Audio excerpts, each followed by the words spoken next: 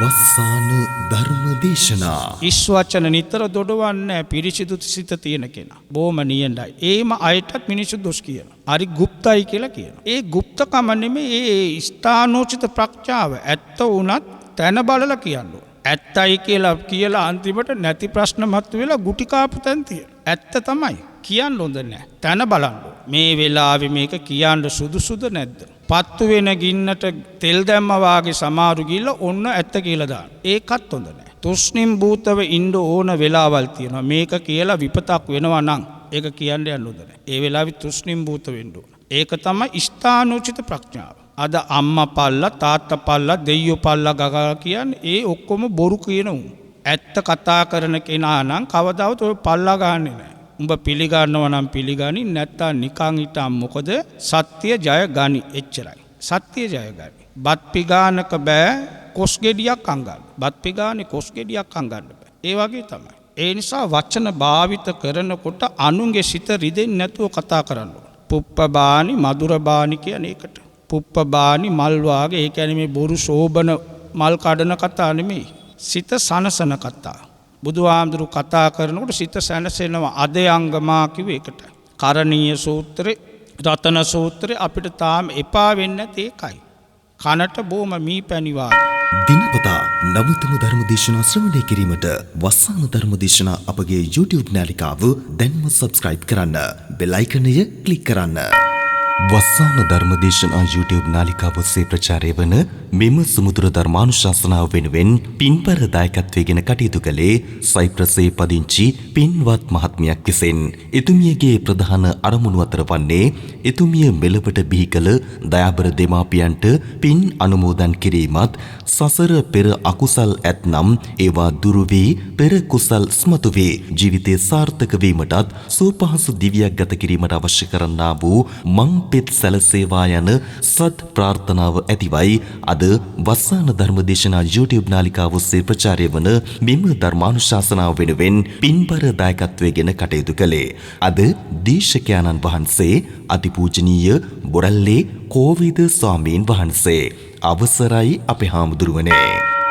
සමන්ත චක්කවාලේසු අත්‍රා ගච්ඡන්තු දේවතා සද්ධම්මං මුනි රාජස්ස සුනන්තු සග්ග මොක්ඛදං ධම්මස්සවන කාලෝ අයං බදන්තා ධම්මස්සවන කාලෝ අයං බදන්තා ධම්මස්සවන කාලෝ අයං බදන්තා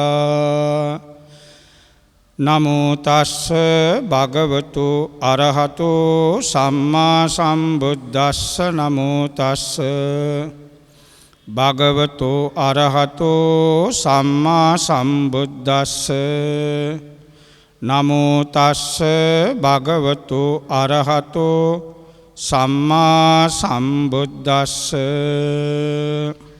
මනෝ පුබ්බංගමා ධම්මා මනෝ සෙට්ඨා මනෝ මයා මනසාචේ පසන්නේන බාසති වා කරෝති වා තතෝ නං සුඛමං වේති ඡායාව අනපායිනීති.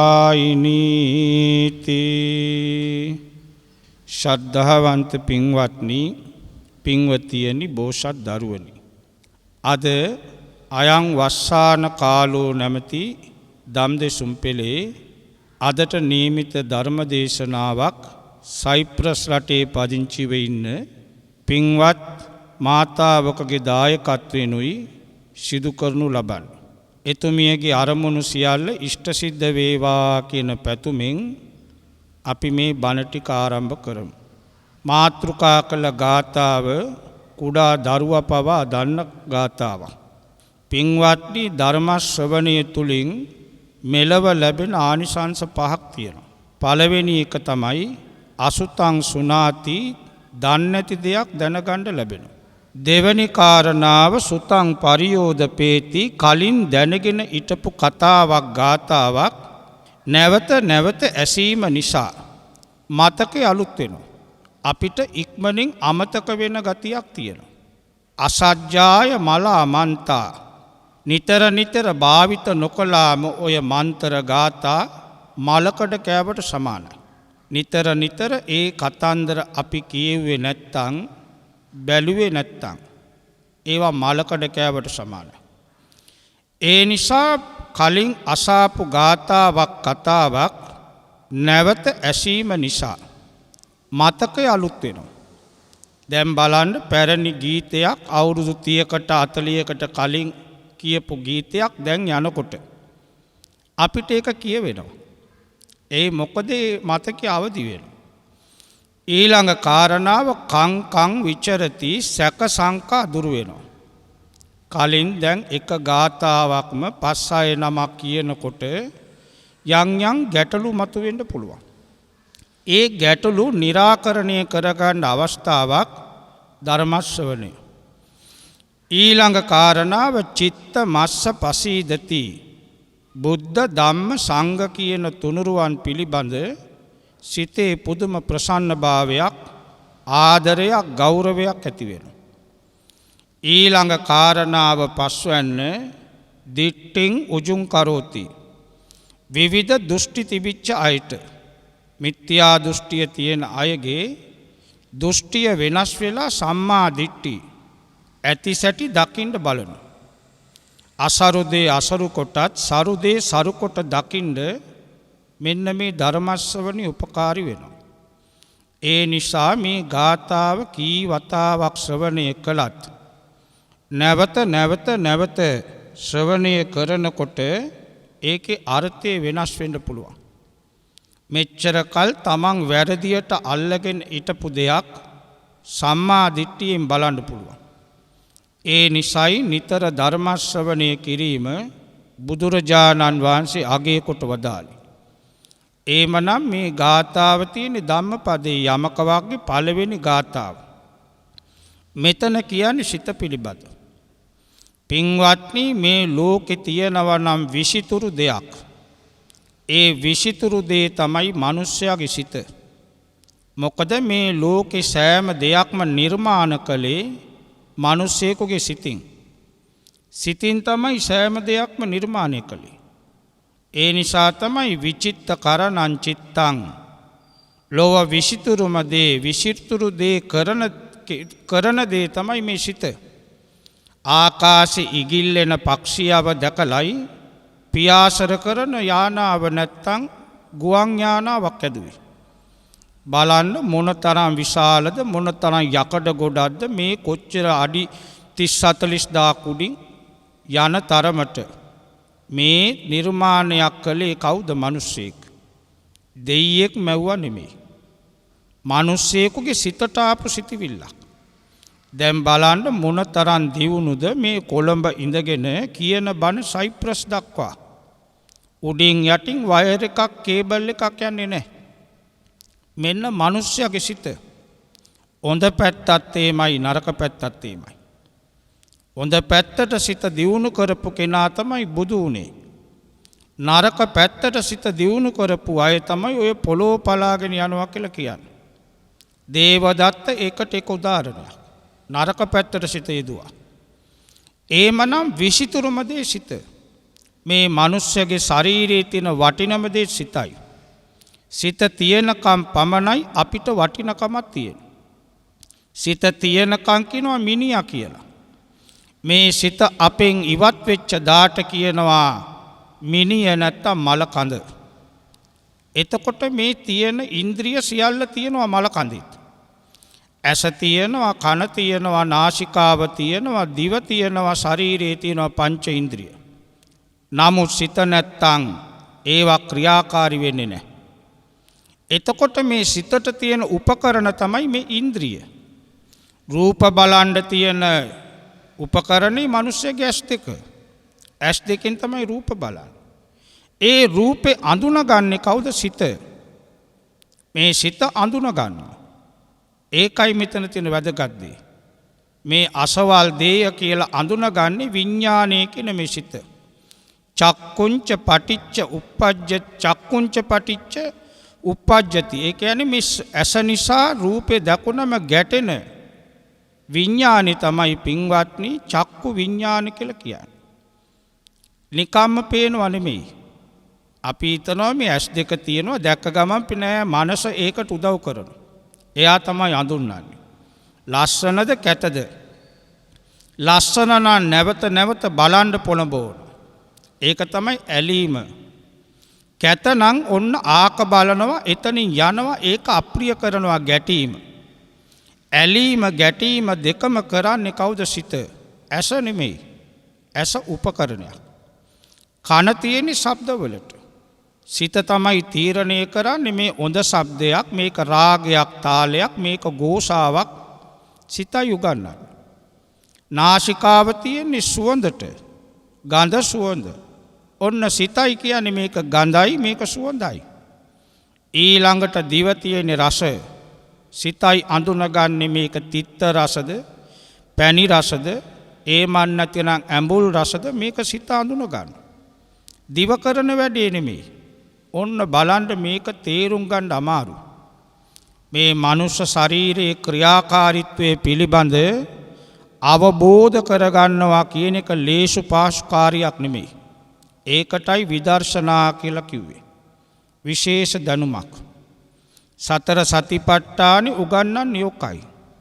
කායේ කායානුපස්සී විහෙරති, කය දිහා බැලීමත්, වේදනානු වේදනානුපස්සී විහෙරති, සිත ගැන බැලීමත්, වේදනාව ගැන බැලීමත්, චිත්තේ චිත්තානුපස්සී විහෙරති, සිත ගැන බැලීම, ධම්මේසු ධම්මානුපස්සී විහෙරති, ධර්මයේ ගැන බැලීම.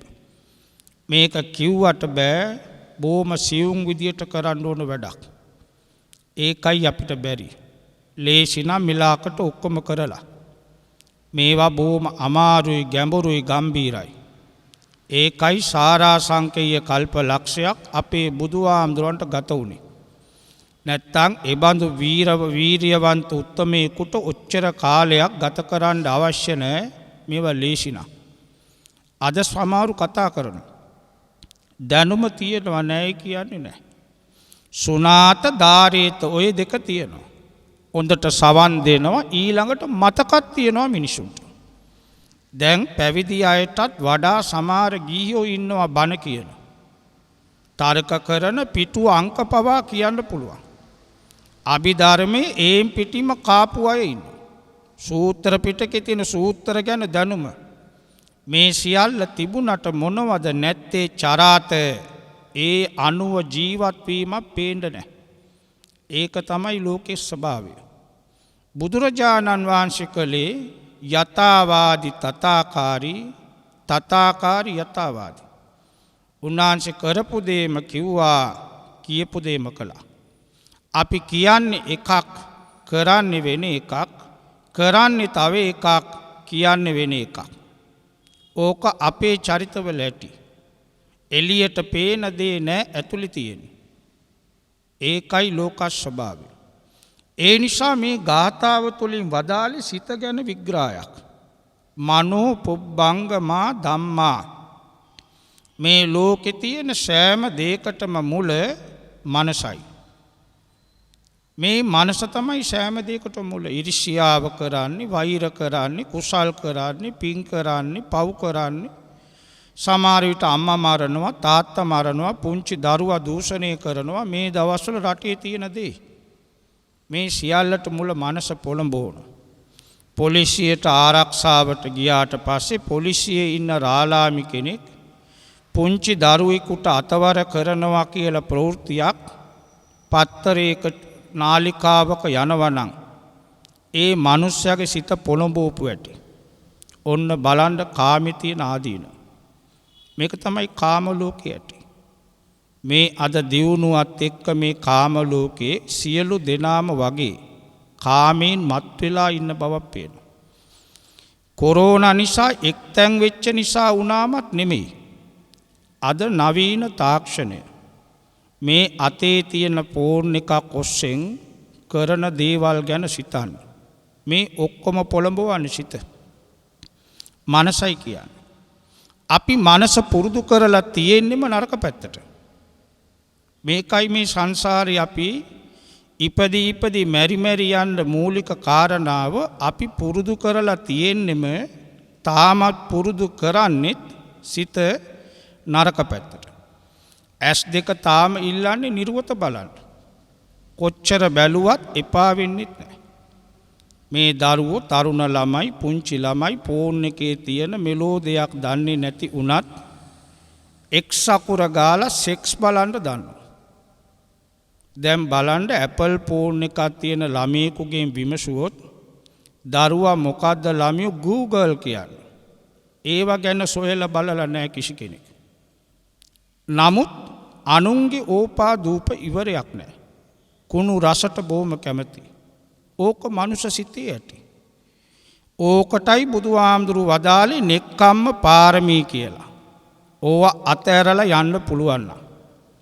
ඔන්න මතක තියාගන්න කවුරු වුණත් ඔය ෆෝන් එක අතහැරියොත් එයා නෙක්ඛම්මේ පිරුවා වෙනවා. සියලුම අකුසල වලට මුල ඔය අතේ තියෙන ෆෝන් එක. සියලුම අකුසල් වෙනවා. ඇස කන මේ ඔක්කොම විනාශ කරනවා. සියල්ලම විනාශ වෙන මට්ටමකට ආවා. ඒ නිසා මේ ඊයේ පෙරේදා තාත්තා කෙනෙක් බොහොම වැදගත් උගතෙක් මේ කොරෝනා කාලේ මමත් පන්සලේ තනියෙන් මේ මිනිස්සයා හොඳ උගතෙක්. මම වාඩි වෙලා හිටියා ඇවිදින් මගේ කනට අර ෆෝන් එකේ වයර් දෙක ගැව්වා. ගාලා මිනිහා එළියට ගියා. මටත් දැන් බයක් මගේ බනක වරදා කවුරු හරි මට බනිනවද දන්නේ නැහැ. මමත් ඇව්වා ටිකක්. මොකද්ද මාතෘකාව? වල් කතා. ඒ කතාවේ නම වල් කතා. ආගෙන ඉන්න බැරි තරමට ඇවිස්සිල්ලක් වෙන ඕක ආගෙන ඉන්න කෙනෙකුට. මොකද්ද මේ වල් කතාවේ මාතෘකාව? තාත්තා දුවව දූෂණය කරන ඇති. තාත්තා තමන්ගේ දුව එක්ක එකතු වෙන්න ඇති. ඔන්න බලන්න කතාව. මේ ආපු මිනිස්සයා තාත්තා කෙනෙක් එක දුවයි. මේ මිනිස්සයාට දුක ඒකයි. අඬනවා මං ඇයි කියලා. නෑ ආම්දුරුනි අපේ දුව මේකමයි ආගෙන ඉන්නේ. හැමතිස්සෙම වයර් දෙක කනේ අපි ඊතුවා බනානවා සින්දුවක් බලනවා ඇති. මේක ගාගෙන දුවට නිින්ද ගියා. මම ගිහින් අරගෙන කනේ ටිකක් ගාලා බැලුවා. මොකද්ද මේ යන්නේ? දැන් මට ලැජ්ජයි ආමදුරුවනේ දුවගේ මූණ බලන්න. දැන් ගෙදර නෝනා නැත්තම් මම ඉන්නෙත් නෑ මමත් එළියට යනවා. මට බෑ දුව එක්ක දැන් කතා කරන්න. ඇයි දුව මාව ඒ මට්ටමට බලනවද දන්නේ නැහැ. ඔන්න ආශාව ඇති වෙන්නේ නැටි. ඕකට තමයි නීවරණ කාමච්ඡන්ද කියලා ගැඹුරින් යනවනම්. කාමච්ඡන්ද කියන්නේ ඕකට. ඔන්න මිනිස්සු අන්ධ වෙන තැන්. වරද කාගේද කියලා හොයාගන්න බැරි වෙනවා ඊට පස්සේ. දැන් ඉන්න දරුවොත් එimai. දැන් මේ අවුරුදු 13 14 පිරිච්ච ළමයි බලන බැලිල්ලම භයානකයි. මේ අපි දන්නේ මොනවද කියලා හිතෙනවා. ඔන්න සිත පුරුදු වුණාම ඒකයි කිව්වේ සියල්ලට මුල සිත. ඒකයි බුදුවරු වදාළි සචිත්ත පරියෝ දපනං තම සිත දමනය කර ගැනීම. ඊළඟට සෑම දෙයකම ශ්‍රේෂ්ඨ වෙන්නේ සිතයි. සිතයි ශ්‍රේෂ්ඨ. එතකොට මේ සිත පිරිසිදු නම් පිරිසිදු සිතකින් යමෙක් යමක් කරයිද කියයිද සිතයිද ඒක තමයි පින් කියලා කියන්නේ. අන්න ඕකයි ගාථාවේ සරල තේරුම.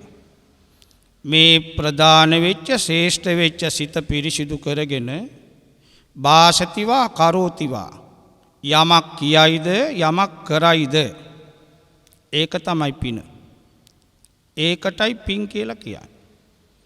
එතකොට මේ මිනිස්සෙකුගේ ශරීරයෙන් කරන වැඩ තුනක් තියෙනවා. කයෙන් කරන වැඩවලට කියනවා කාය කම්ම, කටින් කරන වැඩවලට කියනවා වචී කම්ම, සිතින් කරන වැඩවලට කියනවා මනෝ කම්ම. ඔච්චරයි තියෙන්නේ කරන්නේ. ඕකට තමයි තුන් දොර කියලා කියන්නේ. දැන් අපි බුද්ධ පූජායේම තියලා බුදුහාමුදුරන්ට වැඳලා සමාව ගන්නවා. කායේන වාචා චිත්තේන පමාදේන මයා කතං අච්චයං කම මේ බන්තේ බූරිපඤ්ඤ තථාගත. ඔන්න තුන් දොරින් සිදු වුණු වරද. කායේන වාචා චිත්තේන කයෙන් වචනෙන් සිතින් පින් කරන්නෙත් පව් කරන්නෙත් කුසල් කරන්නෙත් අකුසල් කරන්නෙත් ඔය තුනෙන් විතරයි. කයෙන් කරන වැරදි 3ක් තියෙනවා. කිලෝ 150 200ක් බර තිබුණත් අඩි 7-8ක් උස වුණත් කරන්න තියෙන වැරදි 3යි. ඒ වැරදි 3ට සියල්ල එකතු වෙනවා. මොකද්ද පළමු වෙන්න තමයි පරපණ නැසුම. ඒකටත් මනස මුල් වෙන්න ඕන. සත්වේක ඝාතනය කරන්න බෑ නිකන්. දරුණු සිතක් එන්න ඕන. ඊළඟට සොරකම. දැක්ක ගමන් ආසයිතුන උස්සන්න සිතයි කියන්නේ ගන්න කියලා. ආක බලනවා ඒට යනවා මේට යනවා කැරකෙනවා සිත පුදුම වදයක් දෙන උස්සපන් කියලා. ඔන්න සිතයි ප්‍රධාන වෙන්නේ. ඊළඟට අනාචාරය. දැන් ඔළුව උස්සගෙන යනවා. ආසියාව ගත්තම ආසියාවේ ප්‍රධාන ස්ථානයේ දරනවලු කොළඹ ගබ්සා කරන මධ්‍යස්ථානය. කොළඹ අංක 1 කොළඹ කිව්වම දැන් ඒකට ප්‍රසිද්ධ ගබ්සා මධ්‍යස්ථාන. ඉස්පිරිතාල නෙමෙයි මේ නිකං වෛද්‍යවරුයි කියලා නං අදාගත්ත අයත් ගෙවල් වල ඕක කරනවා. මේක පුදුම විනාශයක්. ඊළඟට අනාචාරය. දැන් පුංචි ළමයින්ව පවා විකුණන මට්ටමට මේ දවස්වල ප්‍රවෘත්තියක් යනවා අවුරුදු 16 ගෑනු ළමයෙක්ව ලක්ෂයකට විකුණලා තියෙනවා. 21 දෙනෙක් ඒ ළමයා වරන් තියෙනවා. ඉතින් බලන්න මේව කොයින් කෙලවර වෙයිද? මේවා තමයි සිත කියනවා අන්න තමන් කරන අකුසල්. නරක සිතක්. පිරිසිදු සිතක් නම් ඕවා කරන්න බෑ. ප්‍රසන්න සිතකින් බෑ සතෙක්ව මරන්න. අනේ පව් කියලා සිතෙනවා. මං වාගේ ඌ ජීවත් වෙන්න ඕන. පුළුවන් නම් ඌව නිදහස් කරනවා. ඒක පිරිසිදු සිතක්. සත්ව ඝාතනයට බෑ. සොරකමත් එහෙමයි. කොච්චර මාංශයෙන් අම්බ කරන්න ඇද්ද? මේක ලස්සනයි ඔය තිබිච්චාවේ. අනාචාරිත එහෙමයි තමන්ගේ බාහිරියාව ඉඳිද්දී තව තැන්වල සම්බන්ධතා ගොඩ නැගුවම මේක දැන් අපේ රටේ කලාවක් වෙලා. මේ ප්‍රසිද්ධයි කියන ඊළඟට ජනමාධ්‍යවල රඟපාන අලුත් පරපුර තරුණ මේගොල්ලෝ අතරයි ඕක වැඩියෙන් තියෙන්නේ. මේවා දැන් සමාජගත වෙලා මේ මටම ලැජ්ජයි මගෙන් යවුවා නාලිකාවක සාකච්ඡාවක් ලොකු හෝටලයකේ සාකච්ඡාවක් තිබුණේ මේ වාගේම YouTube නාලිකාවක්. මන් දැන් යන්නේ නැහැ ඒවට බයයි ටිකක්. ලස්සන ගෑනු ළමයෙක් තමයි මාත් මේ මාව ඉන්ටර්විව් කරන්නේ. සම්මුඛ සාකච්ඡාව පැයක. මම විනාඩි 20 නැගිටලා ආවා. ඒ ළමයා මගෙන් ආපු ප්‍රශ්නවලට මට බෑ ඒවට උත්තර දෙන්න. මම නැගිට්ටා. පළවෙනි ප්‍රශ්නේ ඇහුවේ මොකද්ද? ආම්දුරුවනි දැන් කොළඹ ලංකාවේ කසාද බැන්දට පස්සේ අනියන් සම්බන්ධතාවයක් නැත්තම් ඒ ජීවිතේ වැඩක් නැල්ලු. අනියන් සම්බන්ධතාවයක් තියෙන්න ඕනලු කසාද බැන්දට පස්සේ. ඒක බුද්ධ ආගමට විරුද්ධයි. පරදාර සේවන කියලා කිව්වේ ඕකට. බෞද්ධ ප්‍රතිපදාවට විරුද්ධ එකක්. යුරෝපා ප්‍රතිපදාවට ගැලපෙනවා. යුරෝපේ මිනිස්සුලා අපි වාගේ නෙමෙයි. උඹට මං එපා නම් ඵලයක්. ඒ මිනිස්සු එයිමයි. තමන්ගේ නෝනා තව එකෙක් නටනවට ඌ කැමති. තමන්ගේ භාර්යාව තමන්ගේ ස්වාමියා තව ගෑණියෙක් එක්ක නටනවට උන් කැමති. ඒවා අපේ රටවල් වලට ගැලපෙන්නේ නැහැ. අපි ආපු ක්‍රමයක් තියෙනවා. ඇදිච්චකම කියන්නේ ඒකයි සීලය කියලා කියන්නේ අපේ රටවල් වල තියෙන ධර්මයක්. ඒවා වෙන රටවල් වලින් බලාපොරොත්තු වෙන්න බෑ. සිත නරක් වුණාම තමයි ඔය අනාචාරිත පෙළඹෙන්නේ. ඔය සිත බොහොම දරුණු විදියට නරක් වුණාම නිර්වත දකින්න ආසයි. අපේ අටුවා පොත්වල තියෙන ඔය කාම ආශාව ගැන සමහරු ඉඳලා තියෙනවා අදත් ඉන්නවා ඇති කාන්තාව නානේව බලන්න ආසාය. ඒවා අපි බුදුහාමුදුරුවෝ කියලා තියෙනවා. ඒ එක්තරා කාම ආශාවක්. ඒ අයගේ වැඩේම තමයි නාන තොටවල් වල අතන මෙතන සැඟවි බලනවා. දැන් මේවා කොච්චර ජනප්‍රිය වුණාද බලන්න. ඒකයි අකාලික කියලා බුදුබණට කියන්නේ. එදා අද එට කවදත් ලෝකෙ මේවා තියෙනවා. දැන් මොකද වුණේ? අම්මා නාන එක පුතා පටිගත කළා. බාත්රූම් එකේ ෆෝන් එක තිබ්බා, අම්මා නාන එකයි පටිගත කළේ. මොන තරම් නින්දිත මනසක් තියෙන්න ඇද්ද? මොන තරම් නින්දිතද දැන් මේ වයස මේ තරුණ දරුවාගේ ජීවිතේ. මම නම් දොස් කිව්වේ කොල්ලට නෙමෙයි අම්මට. කොල්ලට ඔය අම්මගේ නිර්වත දකින්න තරම් ආශාවක් එන්න නම් ඔය අම්මාගේ ඇතුලේ කොහොම ඉන්න ඇද්ද? ඕකයි හිතන්න ඕන. ඇයි නම් බුද්ධාගම හේතුඵලවාදයක්. ඉස්සර අපි දැකලා නැහැ. ඇත්තට කියනවා නම් අපේ ගෙවල් වලත් ගෑනු හිටිය අපි යට ඇඳුමක් දැකලා නැහැ. කොහේ වේලෙන්න දානවද දන්නෙත් නැහැ. ඒ තරම් ලැජ්ජාවක් තිබුණා. දැන් අපිට හිටිය එක නංගි කෙනයි අපේ අම්මගේ වැඩේම නංගිට පයින් ගන්නවා. තාත්තටත් කේන්ති යනවා, අපිටත් කේන්ති යනවා. ඒකෙත් කෑ ගන්න ඌයි ගාලා පයිම බත් කන කොටත් ගන්නවා පයින්. මොකටද? හරියට වාඩි වෙනවා. එච්චරයි. ඇයි ගෙදර පිරිමි ඉන්නේ? නංගි කියලා නෑ, හරියට වාඩි වෙන්න ඕන. එදා අපි අම්මා එක්ක කේන්ති ගත්තට අද තේරෙනවා අම්මා කලේ හොඳ වැඩක්. දැන් අපේ නංගිට දූලා දෙන්නයි. උන් දෙන්නම වාඩි වෙන්න දන්නේ නැහැ. මං අපේ නගාට කිව්වා උඹත් ගාපම් පයින්. උඹට ලැබුණානේ උඹ දීපන් දැන්. නරකට නෙමෙයිනේ කරන්නේ. ඇයි අපේ නංගිලා උරතල් කරනවා. අඳින්න දන්නේ නැහැ, වාඩි වෙන්න දන්නේ නැහැ. පාපානි නිවාරෙන්ති කියලා බුදුහාමුදුරු දෙමව්පියන්ට වදාළ ඒකයි පවෙන් ගලවනවා. වාඩි වෙන්න ඇති ගෑනු ළමයෙක් මේ ඔක්කොම කියලා දෙන්න ඕනේ. ළමයි දන්නේ නැහැ. ළමයි දන්නේ නැහැ. දැන් ලොකු ඉස්කෝලයක් ප්‍රයිවට් ඉන්ටර්නැෂනල් ඒකේ ඉතින් ඔක්කොම සල්ලිකාර ළමයි. කොළඹ ඒකේ ළමයි සිල් ගත්තා. උදේ බණ මටයි. බණට ගියාම බොහොම ලස්සන ශාලාව, එක පැත්තක ගෑනු ළමයි ළමා සාරි ඇඳලා බොහොම ලස්සනයි. අනිත් පැත්තේ ඔක්කොම පිරිමි ළමයි, මේ ලොකු ළමයි. ඒ ළමයින්ට පුරුද්දක් නෑ මං හිතන ඇටියට සරන් ඇඳලා. ඇයි ඔක්කොම ඉන්ටර්නැෂනල් කාර්යෝ. සරන් ඇඳලා හිටියේ. දැන් මම ස්ටේජ් එක උඩ ඉන්නවා, බිම ළමයි දෙපැත්තේ ඉන්නවා, මැද්දේ ගුරුවරු වාඩි වෙලා ඉන්නවා. දකුණු අත පැත්තේ පිරිමි ළමයි ඔක්කොම වාගේ වාඩි වෙලා හිටියේ කකුල ටිකක් උස්සගෙන. එතකොට මොකද වෙන්නේ? යට ඇඳුම් පේනවා. මේ ළමයි භාගයක් එහෙමයි නැයි උන් දන්නේ නැහැ සරම ඇඳලා වාඩි වෙන්නේ කොහොමද. දැන් මේක හැමදාම වෙන දෙයක්. ගුරුවරුන්ට පේන්නේ නැහැ, උනුත් බිම ඉන්නේ. ඉතින් මම මොකද කළේ? මේ ළමයින්ට උගන්වන්න ඕන. මම කිව්වා දැන් මම බණ ටිකක් නතර කරනවා. මේ පිරිමි ළමයින්ගේ පැත්තේ දෙන්නෙක් ඉන්නවා රතු පාට ජොක්කු ඇඳපු.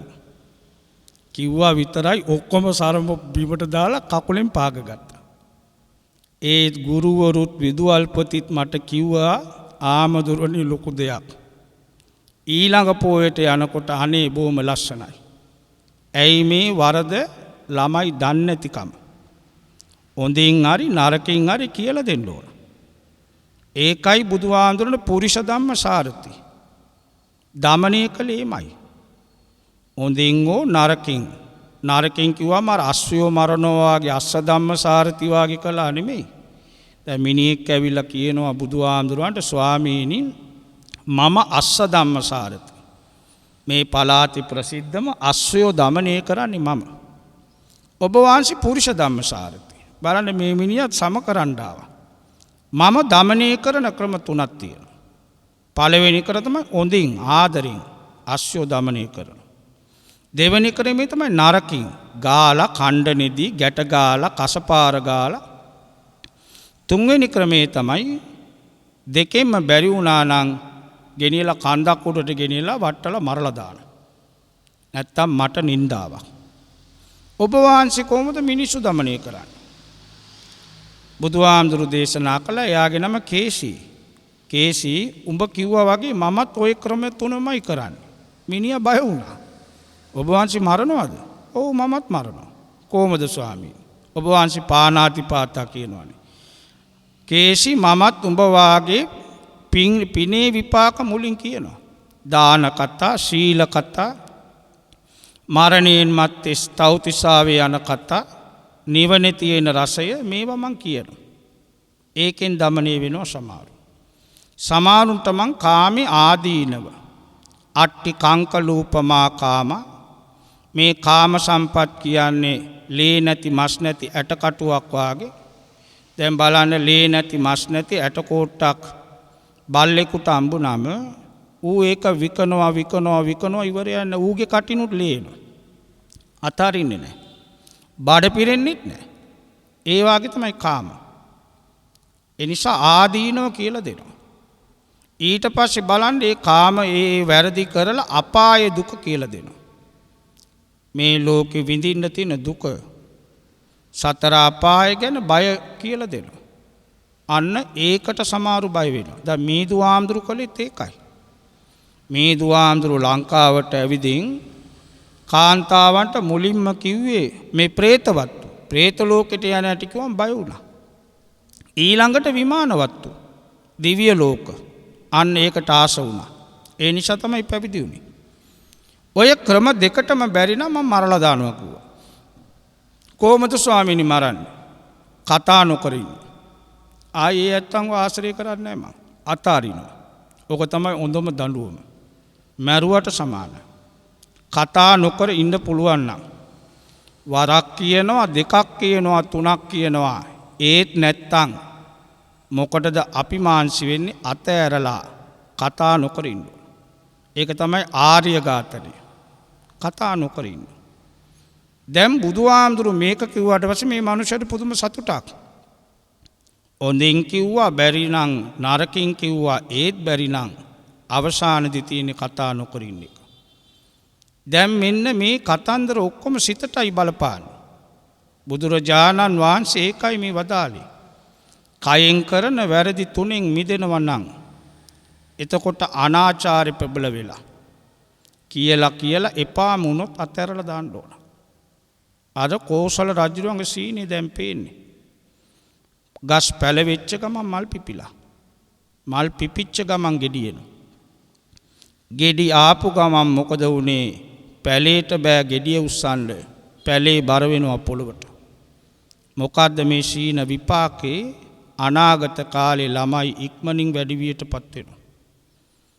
ඉක්මනින් වැඩිවියටපත් වෙච්ච ගමන් අවුරුදු 16 15ට කලින් ගැප් ගන්න. ඒක දරා ගන්න බෑ. අන්න ඕවා කෝසල රජුව දැක්කා. බුදුහාමුදුරු විසඳුවා. ඊළඟට කටින් කරන වැරදි හතරක් තියෙනවා. බොරුව, කේලම, සිත රිදෙන වචන, ඉස් වචන. මුසාවාද කියනවා බොරුවට. පිසුනා වාචා කියලා කියන්නේ කේලම් කියන එක. පරුසා වාචා කියලා කිව්වම සිත රිදෙන වචන. සම්පප්පලාපා ඒ කියන්නේ එලවටත් නෑ මෙලවටත් නෑ කාලේ කන වචන. ඕවා තමයි කටින් කරන්නේ. දැක්ක දේ නොදැක්ක කීමත්, ඊළඟට නොදැකපු දේ දැක්ක කියන එකත්, තමන්ගේ කටින් නිතරම වංචනික වචන. බොරුව කියන එක බොහොම භයානකයි. බොරු කියන්න පුළුවන් මිනිහෙකුට මේ ලෝකේ කරන්න බැරි අපරාධයක් නැහැ. ඕනම දෙයක් කරන්න පුළුවන් බොරුව කියනවා. එක බොරුවක් කියලා 80 වුණාම තව බොරු 20ක් 25ක් කියන්න ඕනේ ඒක වාගන්න. නමුත් සත්‍ය ජය ගන්න. ඒකයි ලෝක ධර්මතාවය. සත්‍ය කියලා පාරමිතාවක් තියෙනවා අපිට. බුදු වෙන්න නම් සත්‍ය අවබෝධයේ චතුරාර්ය සත්‍ය. බොරු කාර්යයකට බෑ කවදාවත් දුක්ඛ සමුදය නිරෝධ මග්ග අවබෝධ කරගන්න. අපේ අට කතාවල කියවෙන අයුරින් අපේ බෝසතාණන් වහන්සේ අපේ බුදුහාමුදුරුවෝ සංසාරේ සෑම වරදක්ම කරලා තියෙනවා. සුදනෙක් නෙමෙයි බෝධිසත්ව කිව්වම මොකද කෙලෙස් තිබුණා. වැරදිච්ච තැන් තිබුණා. ඒවා සකසගත්තා. අනාචාරය, සුරාව, සූදුව මේ ඔක්කොමත් බෝසතාණන් වහන්සේ කරලා තියෙනවා. ජාතක පොතේ ඒවා තියෙනවා. පරදාර සේවනයේ පවා තියෙනවා. ඇයි ඒවා බෝසත් කාලේ කළේ? දන්නේ නැතිකම මුලා වෙලා. සිතට යට වුණා. නමුත් බුදු වෙනකන් උන්වහන්සේ නොකරපු වරදක් තියෙනවා. මේ කරපු නැති දෙයක් තියෙනවා. බුදු වෙනකම්ම සංසාරේ කවර ආත්මිකදිවත් නැහැ දැන දැන බොරුවක් කිව්වේ. ඒ සත්‍යවාදීකම නිසා තමයි සත්‍ය පාරමී පුරපු නිසා තමයි බොමුලදී ගුරුවරයෙක් නැතුව දුක්ඛය සමුදය නිරෝධ මග්ග කියන චතුසත්‍ය අවබෝධ වුණේ. ඒ නිසා තමයි තථාගතයන්න් වහන්සේ කතා කරනකොට නිල් මානෙල් මල් සුවඳ වීදුනේ. දත් වලින් තමයි සුදු රැස් වීදුනේ. අදත් බලන්න මහනුවර දළදා මාලිගාවේ දළදා වංශේ රං කරඬුව තුල තියාගෙන තේවාව කර කර මේ ඉන්නේ රජ කෙනෙක්ගේ දතක් නිසා නෙමෙයි. සත්‍යවාදී උත්තමයෙකුගේ දතක්. බොරුවක් නොකීමේ ආනිසංස තාම ලැබෙන ඇති. ඊළඟට පරුසා වාචා කේලම කියලා කියන්නේ පින්වත්නි සමගිව ඉන්න දෙන්නෙක් බින්දන එක. අද ඒකත් කලාවක් වාගේ පටන් අරන්. එකමුතුව නැති කරලා ભેද බින්න කරලා කම්මුතු කරලා මේ කේලම් අතන එකක් මෙතන එකක් කියන එක වැරදි. ඊළඟ කාරණාව පරුසා වාචා. සිත රිදෙන වචන පීයෙන් එන්නට සමාන වචන තියෙනවා. සමහරුන්ගේ කටින් පිට වෙන වචන නිසා සමහරු කලන්ත දාලා වැටිච්ච තැන් තියෙනවා. පපුවේ අමාරු ඇදිච්ච තැන් තියෙනවා මේ වචනේ ආලා. ඒ බඳු වචන කටින් කියවෙන්නේ. ඒකටත් මනසයි ප්‍රධාන. ඊළඟ කාරණාව මොකද්ද? සම්පප්පලාපා. අද ඈන් ෆෝන් එකෙන් කරන්නේ ඕකමයි. මේ කොළඹ ඉන්න කෙනෙක් කතරගමට ටෙලිෆෝන් කරලා ආනවා කෑවද කියලා. නෑ කිව්වොත් කොළඹින් බත් යවන්නද කතරගමට? බඩගිනි නම් කතරගම කයි. මේ මොකද්ද උනේ? අර සම්පප්පලාපයක්. අර කට අඬ අහන්න තියෙන ආශාව. අර කෙනාගේ ඕකට කියන්නේ ශබ්ද තණ්හා. ඔය වාචාලකම කියන්නේ ඒකයි. බොරු මාත්‍රිකා අදාගෙන කතාවට වැටෙනවා. පැය දෙක සමහර විට පින්වත්නි පැය දෙක කතා වෙනවා. දැන් මේ අපි පන්සල් වලත් අපිට දැන් එපා වෙලා තියෙන මේ ඉන්න අය අදා ගන්න බෑ. උන්නාන්සෙලත් එහෙමයි. සමහර විට රෑ 10ට 11ට වාඩි වෙලා ෆෝන් එක ගත්තම පාන්දර 2-3 වෙනකන් කතාව. ළඟින් ගියත් ඇෙන්නේ නැහැ මොනවා කියනවද කියලා තේරෙන්නේ නැහැ. ළඟින් ගියත් මුන් කතා කරනවද කියලාවත් දන්නේ නැහැ. ඒකට ඇබ්බැහි වීමක්. අර කුඩු ගංජා ගන්නවා වගේ තමයි ඕකත්. අර ශබ්දේ නැත්තම් බෑ. ඕකට තමයි ශබ්ද තණ්හා. ශබ්ද තණ්හා කියලා වදාලිත් ඕකටයි. ඊළඟට මනසින් කරන වැරදි 3ක්. එකක් තමයි ව්‍යාපාද. වෑපාද කියලාත් කියනවා. අපේ ඇටියට ඕක කියනවා බතක් පිණුම් වුණා වගේ. පිණුම් වෙච්ච බත් මුට්ටියට අත දැම්මොත් අල්ලන්න බෑ ඇලෙනවා. අන්න ඒ බඳු ගතියක් මේ සිත දූෂණය වුණාම කේන්ති ගියාම කේන්තිය ක්‍රෝධය වෛරය මේ ඔක්කොම මිනිසව තිරිෂනා කරන. ඒකනේ ගොඩාක් කේන්ති ගියාම වෙවුලන්න පටන් ගන්නවා. ඊට පස්සේ බලන්න අසභ්‍ය වචන කියවෙනවා. ඒ විතරක්ද නෙමෙයි මගේ යකා අවශ්‍ය ගන්න එපා කියලා කියනවා. ඒකෙන් පේනවා දරුණුකම. ඊළඟ එක තමයි පින්වත්නි ඊළඟ කාරණාව පළවෙනියට කිව්වේ අවිජ්ජා කියලා කියන්නේ දන්නේ නැතිකම. ලෝභය කියලා කියනවා. අනුන්ගේ දේට ආශ කිරීම. තමන්ගේ දේට නෙමෙයි අවිද්‍යාව කියලා කියන්නේ අන්සතු දේට ආශයි. ඒක හරි සියුම් දෙයක් සිතින් කරන්න. දැන් බලන්න තමන්ගේ නෝනා එක්ක පාටි එකට කොහේ හරි ගියා පන්සලකට හරි. නෝනා ළඟ ඉඳිද්දි තව නෝනා කෙනෙක්ව දැකලා ආශාවක් එනවා. ඒක වෙන කිසි කෙනෙක් දන්නේ නැහැ. එයා බොහොම ලස්සනට සිනාමුසුව වාඩි වෙලා ඉන්නවා පෙනුනට එයාගේ සිත වැඩ කරන්නේ වෙන තැනක. අර යව කොමාරි යාලු කරගන්න ඒ ටිකට එයාගේ සිත පෙළඹෙනවා. අන්න ඒකයි කියන්නේ සිතින් කරන අකුසල්. ඒක කයින් පේන්නේ නැහැ. ඒ වගේම තමයි වෙන පුරුෂයෙකුව දැක්කම දැන් මේ පෞගිය කාලෙකේම දෙයක් වුණා මේ මිනිහා බොහොම අහිංසක මිනිහෙක්.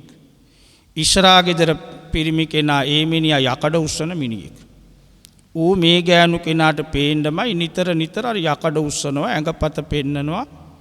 මේ ලස්සන කෙල්ල අර කොල්ලත් ලස්සනයි අර කොල්ලත් ලස්සනයි. මේක ඉතින් හැමදාම මේ ගෑනු කෙනාට පේන්නයි ඌ යකඩ උස්සන්නේ. මේක සිතින් ගියා කලක්. සිතින් ගියා ඔන්න බලන්න අන්තිමේදී මේ කොරෝනා කාලෙම දෙන්න පැනලා ගියා.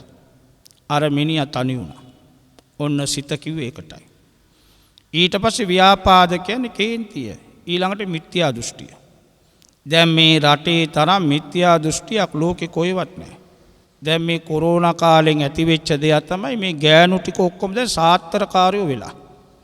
ලංකාවේ දැන් 80%ක්ම ගෑනු නැහැ මෑණියෝ ඉන්නේ. දැන් මෑණිවරු වැඩි. මට ඉතාලියේ ඉන්න ළමයෙක් කියනවා ආම්දුරුනි අපේ කොල්ලෙක් හොඳ වැඩක් කළා. කෑගල්ලේ පැත්තේ නෝනා කෙනෙක් මෑණියෝ කෙනෙක්.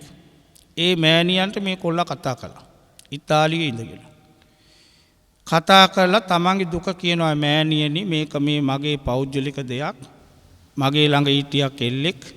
ඒ කෙල්ල දැන් මාව දාලා ඇමරිකාවට ගියා. එයා නැතුව දැන් මට බෑ ගෙන්න ගන්න බැරිද? මේ කෑගල්ලේ ඉන්න මේ මෑණියෝ කියනවා අනේ පුතේ සුළු දෙයක් මට පුළුවන්. ඕක කරගන්න පුළුවන්. ඔයා මුලින් ඔය දෙන්නගේ පින්තූරු දෙකක් මට එවන්න. කොල්ලගේ පින්තූර එවුවා. ඊළඟට කෙල්ලගේ පින්තූර ඇටියට එව්වේ කාගේද මේ ඇපල් ෆෝන් සමාගමේ කෙල්ලගේ ෆොටෝ එක. මේ මෝඩ ගොන් ගෑණි මොකද කළේ මේ දෙක ඇත්ත වෙන්න ඇති කියලා හිතලා කොල්ලට කියනවා පුතේ මේක පිල්ලියක් පන්නන්න ඕන මූදෙන් එයාට. අර කෙල්ලගේ ගෙදරට කොහේ ඉඳලාද කෑගල්ලේ ඉඳලා. ඔන්න බලන්න ලෝකයේ ඇටි. මේකට ඉතින් බඩු මුට්ටු අලුතෙන් ගන්න ඕන මේක ඇමරිකාවට කරන නිසා සුපිරියට වෙන්න ඕන.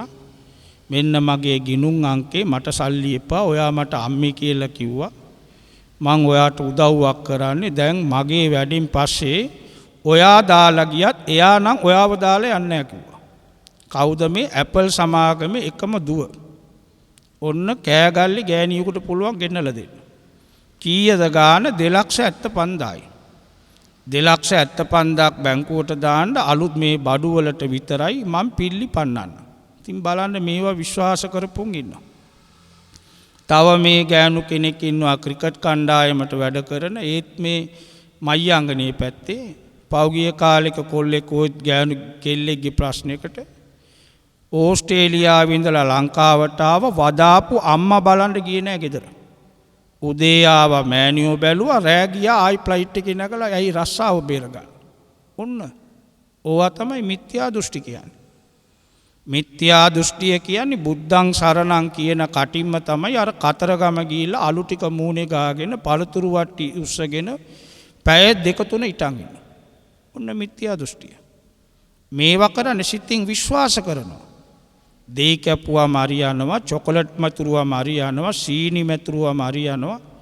නැත්තම් ඇඟේ තියෙන ලොම් ටිකක්, කෙස් ටිකක් ගෙනලා මතුරුවම පස්සෙන් ඕම මතුරලා පස්සෙන් ගෙන්නලා මොකටද? ආදරයක් නම් දෙන්නගේ සිත බොහොම ආදරෙන් වෙලෙන්න ඕන. බලෙන් ලං කරගෙන වැඩක් නැහැ. සැකයක් ඇති වෙනවා. බලෙන් එකතු වුණොත් මොකද වෙන්නේ? පිට කිපුණට සමානයි. පිට කිපිච්ච ලෙඩාගේ කටට මීපැණි කොච්චර දැම්මත් තිත්තයි. ඒ පිතේ ඇති සැකයක් තියෙනවා. එතකොට තුනුරුවන් සරණ යන කෙනෙක් වෙන වෙන මගුල් ඔස්සේ ගියොත් එතන අන්තෝ ජටා බහි ජටා ඇතුළෙත් ප්‍රශ්න එළියෙත් ප්‍රශ්න අතේ තිබිච්ච සල්ලිත් වියදම් අන්තිමට මොකක් වන්නේ ලුණු ගෙඩිය වගේ. ගලෝගෙන ගියාම අන්තිමට අතේ ලුණු නැහැ. ඇඟිලි ටික නාහෙට කිට්ටු කළාම ගඳ තියෙනවා. මේක තමයි මිත්‍යා දෘෂ්ටියේ ස්වභාවය. එළුවෙන් යන අය අදත් ඉන්දියාවේ ඉන්නවා. දැන් මේ කොරෝනා එන්න කලින් ඉන්දියාවට වෙච්ච දේ තමයි ලක්ෂ 2-3ක් පිරිමි අය තරුණ කොල්ලෝ නාකි අය නම් එළුවෙන්ම ගියා. පිරිමි අයට දැන් ඒක කරන්න බෑ රටේ නීතියක් දැම්ම ඉන්දියානු ආණ්ඩුවෙන් එළුවෙන් යන්න තානම්. ඒ නිසා තරුණ අය සුදු පාට පොඩි රෙදි කෑල්ලකින් අඹුඩයක් ගාගෙන යනවා. ඉස්සරහා පැත්ත විතරක් වාගෙන. ඇඟ පුරා අලු ගාන්න ඕන. ඔය මිත්‍යා දෘෂ්ටික වැඩ. එතකොට ඔන්න මනෝපුබ්බංගමා මේ මනස මුල් කරගෙන ශ්‍රේෂ්ඨ වූ මනසින් මෙන්න මේ වැරදි කරනවා නම් යමෙක් කයෙන් වේවා කටින් වේවා සිතින් වේවා ඒවා ඔක්කොම වැටෙන්නේ අකුසල පැත්තට. පිරිසිදු සිතකින් නම් මේවා කරන්න බෑ. කේලම් කියන්නත් බෑ, බොරු කියන්නත් බෑ. ඉස් වචන නිතර දොඩවන්නේ පිරිසිදු සිත තියෙන කෙනා. බොහොම නියඳයි. ඒම අයටත් මිනිස්සු දොස් කියනවා.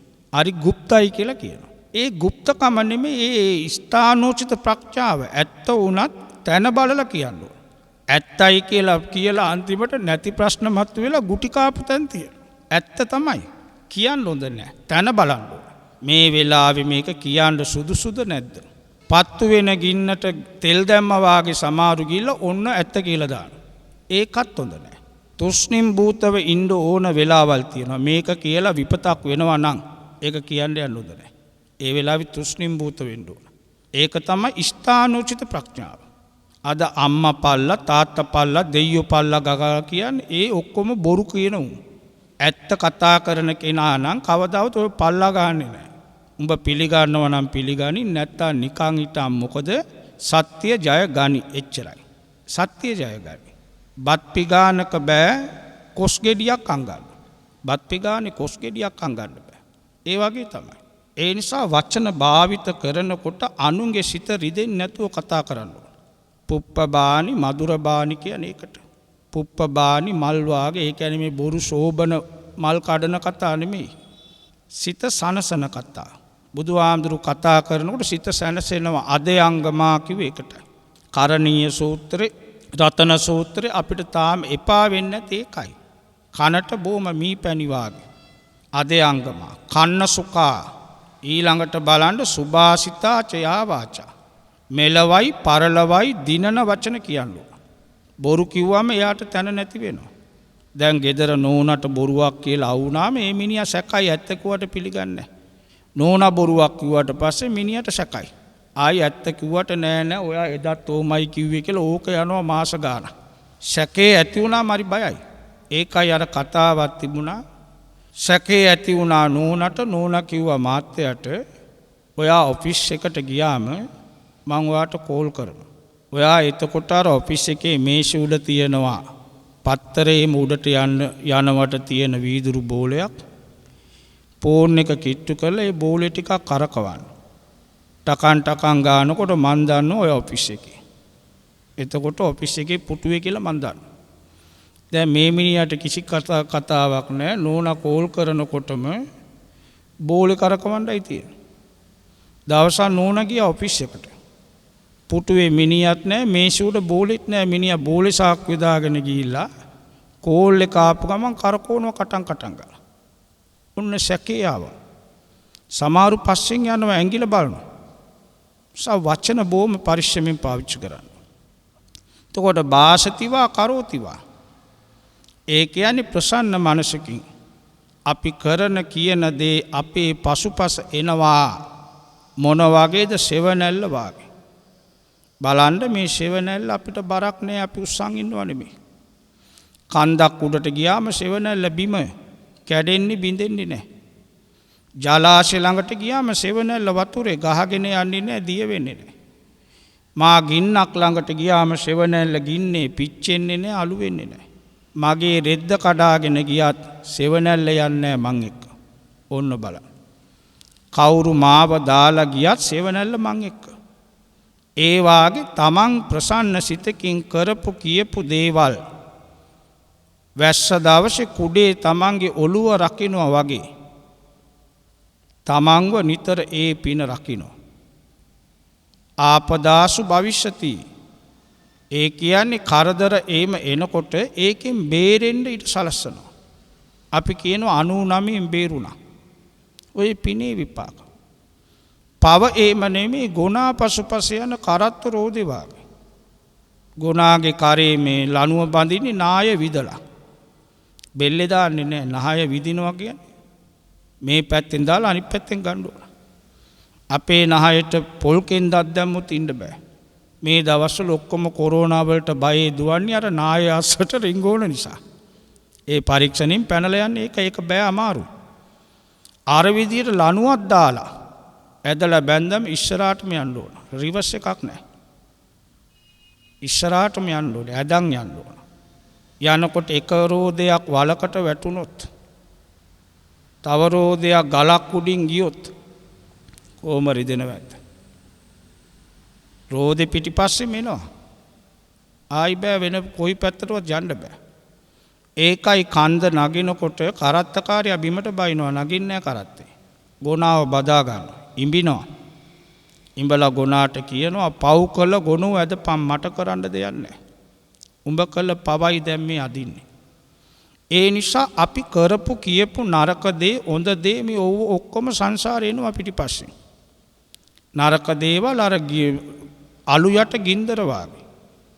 අලු ටික ඉවත් වෙච්ච ගමන් ගින්න මතුවෙනවා. ඒ නිසා නොකරපු දේවලට නින්දා විඳින්න වෙනවා. මේ බණ කියන අපිටත් එහෙමයි. අපි කරපු නැති දේවල්, අපි දන්නේ නැති දේවල් සමහරු දැක්කා වාගේ කියනවා. දැන් මං කලිනුත් කිව්වා පෞගී කාලෙක නුවර ලොකු උත්සවයකට ගිහින් මං කොනක වාඩි වුණේ. මොකද මං ඉක්මනට කොළඹ එන්න ඕන. රෑ මට කොළඹ බණක් තිබුණා. මං බුලත් ටිකකුත් කාලා කොනකින් ඉඳිද්දී බොහොම ප්‍රසිද්ධ දේශකයෝ දෙන්නේ තරුණ උන්වහන්සේලා දෙන්නේ මාව දැක්කා. මාව දැකලා බොහොම සතුටින් ඒ දෙන්නම නැගිටලා මගේ දෙපැත්තේ වාඩි වුණා. ඇයි මේ කාලෙකින් දැක්කේ? ඉතින් මේ දෙන්නත් බොහොම ජනප්‍රියයි. අපිට වඩා බොහොම ලාභාලයි. ඒ ඇස්සේ සුදු ඇඳගත්ත මිනිහෙක් ආවා පයිල් මිටියකුත් උස්සගෙන. ඇවිල්ලා මගේ ළඟටම යාවේ. මං හිතුවා මාව අඳුනගත්තා කියලා. ඇවිල්ලා ආනවා තමුන්නාංශේ කොයි පැත්තේද? මං කිව්වා කොළඹ පැත්තේ. දැන් කොළඹ හරියට බණකාරයෝ ඉන්නවානේ. දැන් අපි තුන්දෙනාම ඉන්නවා. දැන් අපි තුන්දෙනාම මිනිහා ටීවී බලලා නැතුව ඇති. එහෙම නැත්තම් ඒ වචනේ යන්නේ නැහැ. ඊට පස්සේ මිනිහා කියාපි අර බොරැල්ලේ කෝවිද අඳුරනවාද කියලා. අර දෙන්න ඉනා වුණා. මං කිව්වා ඇයි කියලා. එයා ලොකු සල්ලියක් ඉල්ලනවානේ. ඔන්න බලන්න. දැකලත් නැහැ මාව අඳුනන්නේ නැහැ මේ මිනිහා කියන කතාව. ඒ මොකද අපිත් කාට හරි නිඳා කරන්න ඇති. ඒවා ඉතින් පස්සෙන් එයි. අපි අනුන්ගේ සිත රිදෙව්වා නම් අපේ සිත රිදවනවා පිරිසක්. අපේ සිත රිදෙන විදියට එකට ඉඳගෙන වැඩ කරන. සමහර පන්සල් වලත් ඒක තියෙනවා. එකට ඉඳගෙනම යටි කූට්ටු වැඩ කරන උන්වහන්සේලාත් ඉන්නවා මිනිසුත් ඉන්නවා. පටිගත කරන තැන් ආම්දුරු එක්කම ඉඳගෙන ඒ ආම්දුරන්ගේ ඕන නැතිව පටිගත කරලා ඕවා දාලා ওই මිනිස්සු එකට ඉඳලා කරන්නේ. පිටින් ඇවිල්ලා කරන්න මුස්ලිම් කාර්යයක් කරන්නේ නැහැ. පල්ලියෙන් කරන්නේ නැහැ. මේ අපේ අය. ඒ මොකද අපි කරපු අකුසල්. කොච්චර හොඳට ඉඳ බුදුහාන්ට නිඳා කළා බේබද්ද කියලා කිව්වා බුදුහාඳුරන්ට. බුදුහාඳුරන්ට කිව්වා සල්ලාලයා. සල්ලාලයා කියලා කිව්වා. බුදුහාන්ගේ මූණටම තට්ටයා කියලා කිව්වා. උන්වහන්සේත් ඒ සංසාරේ කරපු උන්වහන්සේ කියනෝනේ කර්ම විපාක. මම පසේ බුදු කෙනෙකුට මේම කිව්වා ඒ නිසා තමයි මට මේම කියන්නේ. දන්නේ නැති කමට මං කළා මේක. ඒ නිසා තමයි මේ කර්මය කියන්නේ බොහොම භයානකයි. මේ කර්ම සිදු කරන්නේ මනසින්. පිරිසිදු කර්ම අපිරිසිදු කර්ම කියලා බෙදුවේ ඒකයි. පිරිසිදු කර්ම නම් සැපයි සුදු පාටයි. අපිරිසිදු කර්ම නම් අඳුරුයි කළු පාටයි. පිරිසිදු කර්ම ජෝති කියලා කිව්වා එළියයි. අපිරිසිදු කර්ම තමෝ කියලා කිව්වා අඳුරුයි. එහෙමනම් ජෝති ජෝති පරායනා ආලෝකෙන් ආලෝකයට යන්නයි වදාළි. ජෝති තම පරායනා ආලෝකෙන් එපා අඳුරට යන්න. එහෙමනම් සචිත්ත පරියෝ දපනං තමසිත දමනය කරගෙන සබ්බ පාපස්ස අකරණං කිසිදු පවක් නොකර කුසලස්ස උපසම්පදා කුසල් කරන්න දක්ෂයෙක් වෙලා කම්මැලි නොවි චන්දං ජනේති වායමති විරියං ආරභති චිත්තං පග්ගණ්ණාති පදාති. චන්දං කිව්වේ කැමැත්ත ඇති කර ගන්න ඕන. වායමති වීරිය කරන්න ඕන.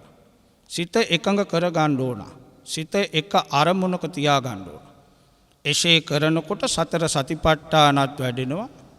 සතර සම්‍යක් ප්‍රදාන වැඩෙනවා, සතර ඉරිදිපාද වැඩෙනවා, පංච ඉන්ද්‍රිය පංච බල වැඩෙනවා, සප්ත බොජ්ජංගත් වැඩෙනවා, ආර්ය අෂ්ටාංගික මාර්ගෙත් වැඩෙනවා.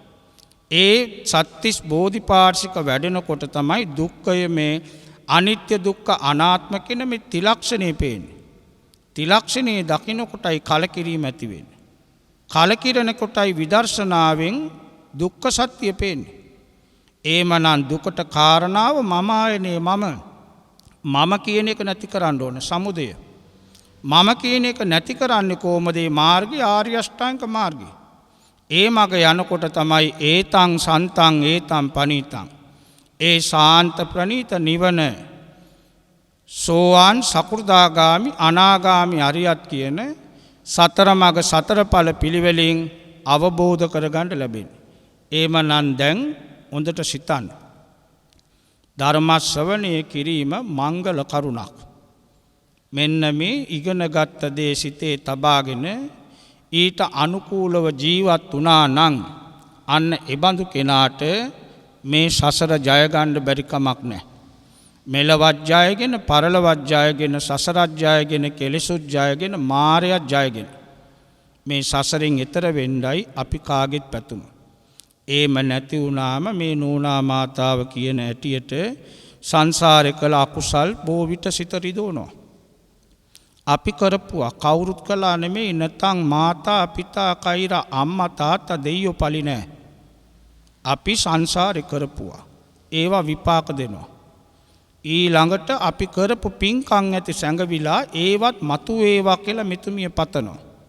තමන්ගේ ආදරණීය දෙමාපිය දෙපළට බොහොම ආදරය කරන දියණියක් වශයෙන් කළ යුතු සත්කාර සම්මාන සියල්ල ඒ දෙපළ ජීවතුන් අතර ඉන්න කාලේ ලංකාවේ ඒ සියල්ලක්ම කළ බවත් මතක් කළා.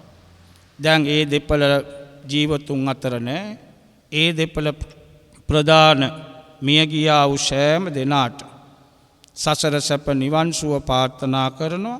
ඒ වාගේම තමන්ගේ තියෙන අපල උපද්‍රව නිന്ദා කරදර මේ සියල්ල දුරු වෙලා සිතටත් ගතටත් සැනසෙල්ලක් උදා වෙන සතුටක් දැනෙන සුබ ජීවිතයක් නැත්නම් සතුටුදායක ජීවිතයක් ගත කරන්න ලැබේවා කියලා පතන ගමන් මියගිය සැමටත් පින් දීලා මේ පින්කම් කරන සෑම දෙනාට සිත්පතලා සියලු දේශකයාණන් වහන්සේ ඇතුළු සංඝ රත්නයටත් සෙත්පතලා වස්සාන ධර්මදේශනා YouTube නාලිකාවේ ගයාන් දුෂාන්ත තරුණ මාතුන් ඇතුළු සැමටත් සෙත්පතන්න බලාපොරොත්තු වෙනවා. එමනම් මේ නාලිකාවත් තව තව දියුණු වේවා. ලෝකෙටම හොඳ දේ අර්ථවත් දේ පෙන්වන්න කරන්න මේ දුෂාන්ත ඇතුළු ඒ ඇත්තන්ට ශක්තිය ලැබේවා. මේ සයිප්‍රස් නගර රටේ ඉන්න මේ දායකත්වයේ දරන මාතාව නමවත් කියන්න කැමති වුණු කෙනෙක් නෙමෙයි. ඒ නිසා එතුමියගේ නම ගම මොකක්වත් සඳහන් කරලා නැහැ. එතුමියගේ බලාපොරොත්තු සියල්ල ඉෂ්ට සිද්ධ වේවායි කියලා අපි ප්‍රාර්ථනා කරමු. කොරෝනා වසංගතයේ ලෝකෙම දුර වේවා. සියලු සත්වයෝ සුවපත් වේවා. දෙවියොත් මේ පින්දක සතුටු වේවා අනුමෝදන් වේවා. ලෝකෙම රැකදේවා. සියලු සත්වයන්ට සිත සාන්තිය සැනසෙල්ල උදා වේවා. දෙවියොත් අමනිවනින් සැනසේවයි පින් දෙමු. ආකාශට්ඨා ච බුම්මට්ඨා දේවා නාග මහිද්దికා පුඤ්ඤන්තං අනුමෝදිත්වා චිරං රක්칸තු ශාසනං චිරං රක්칸තු දේශනං චිරං රක්칸තු ත්වං සදා. අනන්ත බුදු ගුණ බලයෙන් ධර්ම ශ්‍රවණානිසංස බෙලින් ඔබ අප සැමටම උතුම් චතුසත්‍ය අවබෝධයෙන් අජර අමර නිවන් පිණිසම පවතිවා කියලා ප්‍රාර්ථනා කරමු. සැමට තෙරුවන් සරණයි.